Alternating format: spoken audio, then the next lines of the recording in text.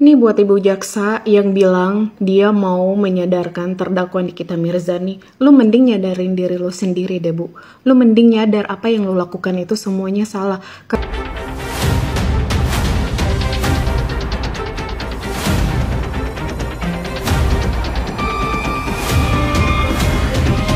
Mafia skincare dan mafia hukum kini bersatu untuk membungkam Nikita Mirzani, yang dimana Nikita Mirzani telah berani spike up demi masyarakat dengan adanya skincare berbahaya, dan diduga adanya mafia hukum yang dilakukan oleh pihak JPU untuk mendiskriminalisasi Nikita Mirzani.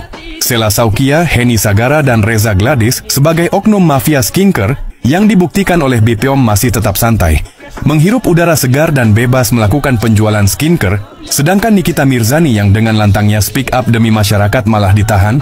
BPOM yang seharusnya ikut andil dalam kasus ini malah memilih menutup mata dan telinga ketika diminta hadir sebagai saksi di persidangan. Apakah BPOM takut? Ingat, ini adalah tugas Anda. Seharusnya BPOM harus berani. Bukan malah seperti kucing disiram air. BPOM digaji oleh masyarakat. BPOM harus tahu malu. Jangan hanya diam.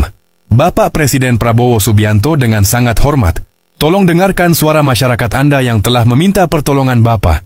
Sudah sangat banyak masyarakat yang meminta tolong kepada Bapak untuk melihat kasus ini. Tetapi sampai saat ini tidak ada tanggapan. Apakah harus ada korban dulu dari kasus ini? Partai Gerindra yang dulunya selalu mendengarkan aspirasi masyarakat, kenapa sekarang malah diam ketika masyarakat meminta bantuan Anda untuk menyampaikan aspirasi masyarakat? Perlu kalian ingat, jika bukan Nikita Mirzani, tidak akan ada yang berani membongkar mafia skincare dan mafia hukum yang ada di Indonesia. Semoga Bapak Presiden mendengarkan aspirasi masyarakat. Banyak yang beranggapan jaksa dalam kasus Nikita Mirzani itu punya sentimen pribadi terhadap terdakwa gitu ya. Dan kalau kita dengar repliknya kemarin ya, kelihatannya anggapan itu tidak sepenuhnya salah ya. Jadi kemarin itu dalam repliknya jaksa menyebut bahwa Nikita Mirzani itu tidak berkompeten untuk melakukan review skincare gitu ya. Karena katanya Nikita Mirzani itu artis, dan artis itu acting sesuai arahan dari sutradara. Lalu disimpulkanlah bahwa di persidangan pun Nikita Mirzani mungkin sedang berakting. Kalimat itu mungkin terdengar teatrikal ya, tapi jelas tidak relevan dalam hukum acara pidana. Dalam ilmu hukum pembuktian, sahabat cendol, penilaian terhadap kompetensi seseorang harus berbasis pada alat bukti ya, dan keahlian faktual, bukan stereotip ya terhadap profesi. Artis bukan berarti bodoh, dan jaksa bukan berarti boleh menilai psikologis tanpa dasar ilmiah. Dan lebih lucu lagi ketika jaksa penuntut umum juga mengungkit podcast lama Nikita Mirzani ya, di mana dia mengatakan suka huru-hara demi mencari cuan. Lalu dikaitkanlah dengan kasus Nikita Mirzani saat ini ya. Padahal secara yuridis ya, pernyataan itu di luar konteks perkara ya. Jadi tidak otomatis bisa dijadikan alat bukti niat jahat atau mens rea, tanpa adanya keterkaitan langsung dengan perbuatan yang dituduhkan.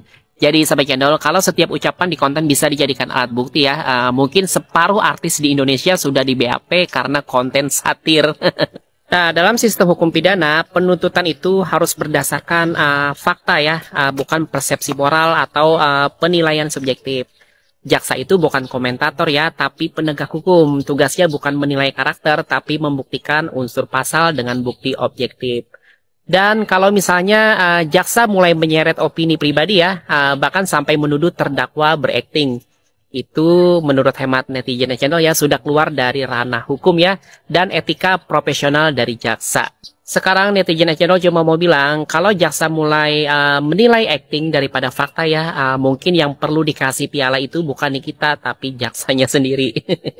Judulnya drama penuntutan terbaik tahun ini.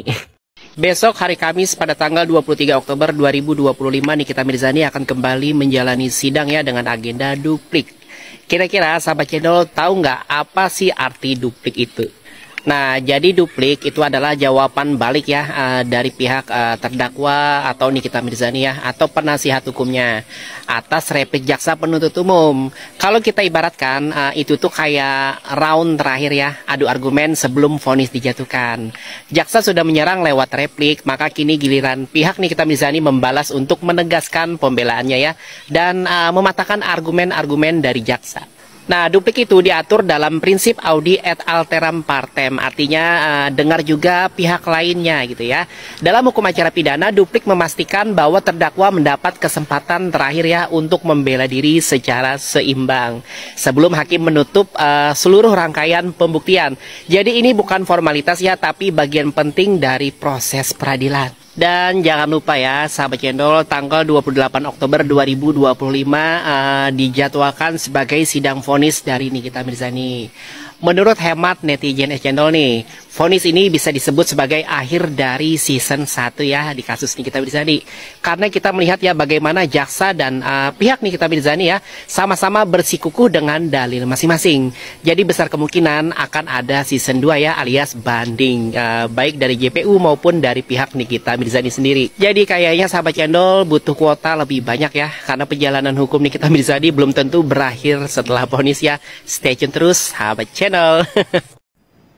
Nih buat ibu jaksa yang bilang dia mau menyadarkan terdakwa Nikita Mirzani, lu mending nyadarin diri lu sendiri deh bu.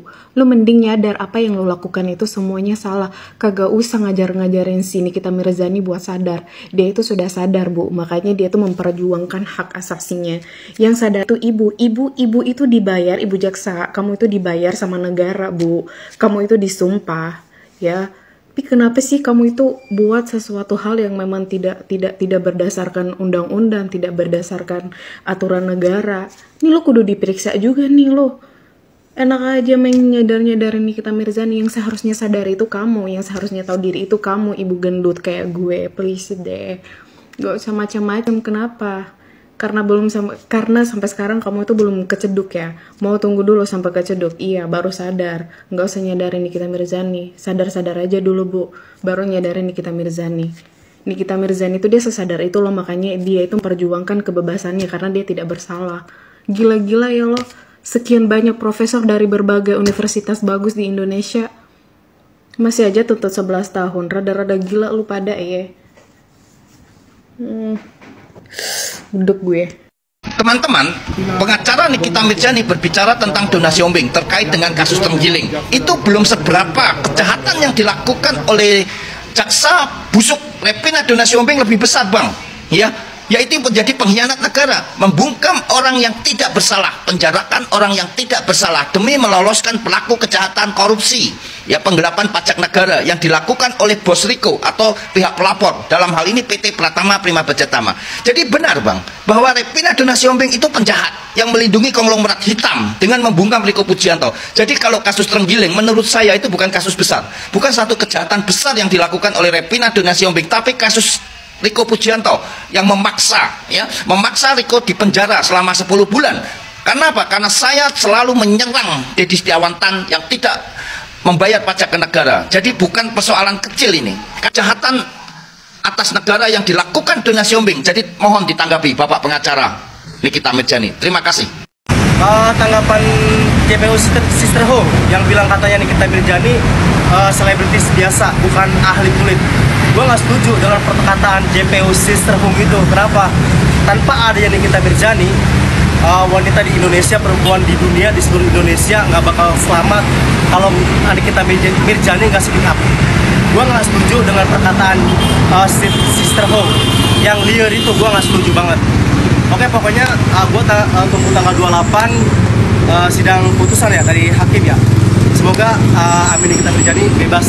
Oke, thank you guys, doain semuanya. Bye.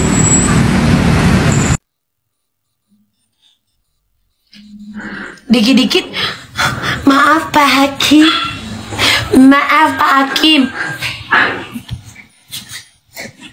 Mengada ulah. Tengok aja nanti jawaban dupliknya Niki itu. Lihat deh jawaban si Niki itu duplik itu, coba. Niki pula sudah dimanjakan. Sementara dia dikit-dikit, Pak Hakim, kami keberatan Pak Hakim. Pak Hakim, lihat ini Pak Hakim, para pengunjung, para pendukung terdakwa Pak Hakim. Pak Hakim, kami menolak jika ini disiarkan secara live di TikTok. Pak Hakim, aku nggak kuat Pak Hakim. Pak Hakim, matikan kamera mereka Pak. Iya kan Kak Rafael, bener gak? yang selalu mengelek, yang selalu ini, yang selalu apa namanya itu Kak?